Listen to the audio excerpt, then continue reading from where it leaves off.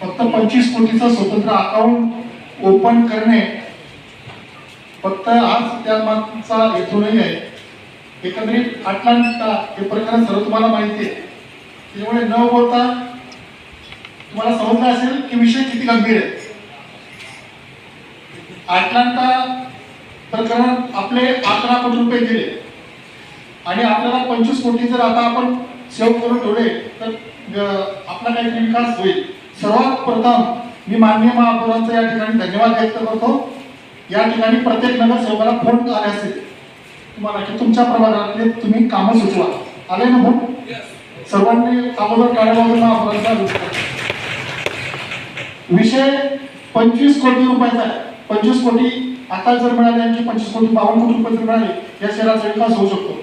मात्र आज परिस्थिती अशी आहे की आपल्याला किमान 300 कोटी रुपये देणं महापालिकेकडे या ठिकाणी 97 कोटी 32 कोटी 2 कोटी 1.25 कोटी असं एकूण 143 कोटी बिगरचे कागदावर येतात तिथे आपल्याला देणंच आहे. आणि आपले नाशिकला एक प्रकरण चालू आहे त्याच्यामध्ये आपल्याला किमान 100 कोटी द्यावं लागतील अशी परिस्थिती आहे.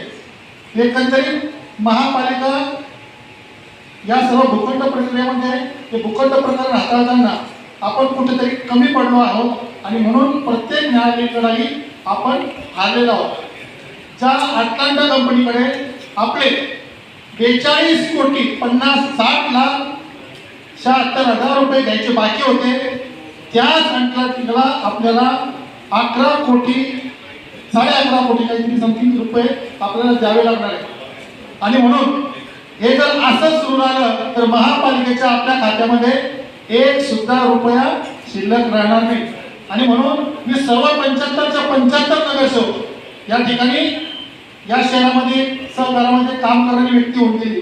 त्यांचं नाव आहे डॉक्टर अविनाश आचार्य.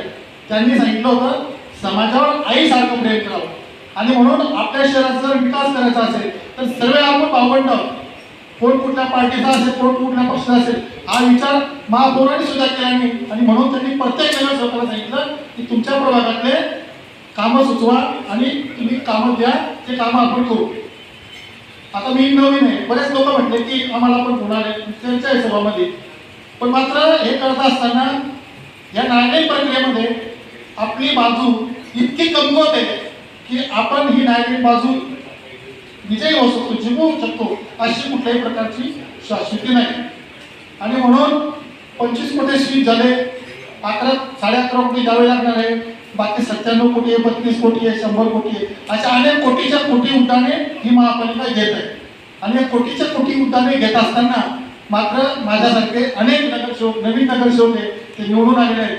आम्ही ज्यावेळेस वेळेस लोकांकडे गेलो त्यांना सांगितलं की आम्ही तुमचे हे कामं करून देऊ ते कामं करून देऊ आणि म्हणून हे कामं करून देऊ ते कामं करून देऊ म्हणजे आम्ही म्हटलंय. मात्र हे करत असताना आमच्याकडे जर फंडिंगच नसेल पैसेच नसेल महापालिकेकडे तर हे कामं होतील कसे.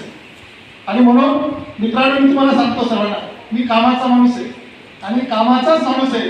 आणि म्हणून या ठिकाणी तुमच्या सर्वांचं या 75 लोकांनी या शहरात राहणाऱ्या 6.5 लाख लोकांचं भवितव्य ही फायदा पाहून माननीय महापौर महोदयांना विनंती करेल उपमहापौरांना विनंती करेल माननीय आयुक्त साहेबांना विनंती करेल की 25 कोटी रुपयाचं एक स्वतंत्र खातं या ठिकाणी आपण ओपन करावं जेणेकरून या खात्याला कुठल्याही प्रकारचा न्यायालयीन प्रक्रियेचा धक्का लागणार नाही.